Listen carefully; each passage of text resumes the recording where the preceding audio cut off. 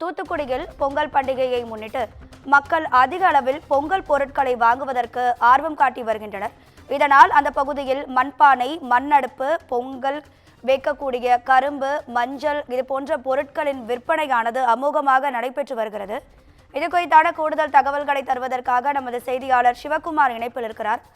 வணக்கம் சிவகுமார், உங்க விரிவான தகவல்களை சொல்லுங்க. தமிழர் திருநாளாம் பொங்கல் பண்டிகை வரக்கூடிய 15ஆம் தேதி கொண்டாடப்படுதுங்க. இதனையடுத்து பொங்கல் பண்டிகையின் போது கரும்பு, மஞ்சள் குலை, வாழைப்பழம் உள்ளிட்ட பல்வேறு பொருட்கள் மக்கள் சூரிய பகவானுக்கு வைத்து வழிபடுவது வழக்கம். பொங்கல் பண்டிகை முன்னிட்டு அதனை அடுத்து 2 நாளே இருக்கிற ஒரு சூழ்நிலையில தற்போது பொங்கல் பண்டிகையோட பொருட்கள் தூத்துக்குடியில விற்பனை கலக்கட்டி இருக்குது. தூத்துக்குடியில பல்வேறு பகுதிகளிலிருந்து விற்பனைக்கு கொண்டு வரப்பட்ட கரும்பு கட்டுகள் குவிக்கப்பட்டு இருக்குது. தேனி, கம்பம், மதுரை, மேலூர் உள்ளிட்ட பகுதிகளில் இருந்து தூத்துக்குடி பகுதிக்கு கொண்டு வரப்பட்டிருக்குது. நேற்று பாத்தீங்கன்னா 15 கரும்புகள் கொண்ட கட்டு ஒண்ணுக்கு 400 ரூபாய்க்கு விற்கப்பட்ட நிலையில இது படிப்படியா தற்போது உயர்ந்துட்டு இருக்குது. அதே போல் பொங்கல் வைப்பதற்கு தேவையான மண்பானைகளும் ஆங்காங்கே விற்பனைக்கு வைக்கப்பட்டிருக்குதுங்க. பானை ரூபாய் 150, அடுப்பு 160 உள்ளிட்ட பொருட்கள் உள்ளிட்ட விலைக்கு விற்கப்படுது. அதே மாதிரி மஞ்சள் குலைகளை பொறுத்த மட்டும் பாத்தீங்கன்னா 50 ரூபாய் தொடங்கி 100 ரூபாய் வரைக்கும் விற்கப்பட்டு வருது. 25 கிழங்குகள் கொண்ட பனங்கிழங்கு கட்டு ஒரு கட்டு தற்போது 125 150 முதல் விற்பனை செய்யப்பட்டு வருது.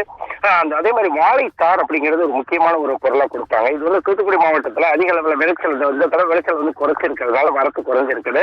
இதனால தூத்துக்குடி மாவட்டத்துல இதுல அனைத்து பொருளும் மார்க்கெட்டுக்கு விற்பனைக்கு வந்திருக்குது.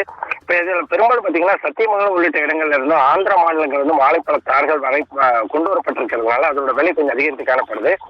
தூத்துக்குடி மார்க்கெட்ல தற்போது வாழைத்தாரோட விலை பாத்தீங்கன்னா 450, 400, 600 என பழத்தோட பழத்தோட வகைக்கு தகுந்தாப்புல ரேட் பிக்ஸ் பண்ணிட்டு இருக்காங்க. அதே மாதிரி காய்கறிகளை பொறுத்த மட்டும் பாத்தீங்கன்னா எல்லா காய்கறியுமே தற்போது விலையானது பொங்கலை ஒட்டி அதிக அளவுல விற்பனை செய்யப்படுவது வழக்கம்.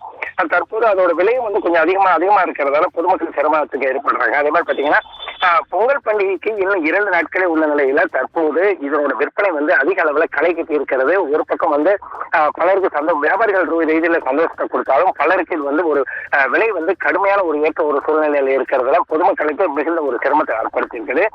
பொங்கல் பண்டிகைக்கு முக்கியமா எரிபொருளாக பயன்படுத்தக்கூடிய பனை ஓலை, காய்ந்த குச்சிகள் போன்றவை வழக்கப்படுத்துவாங்க.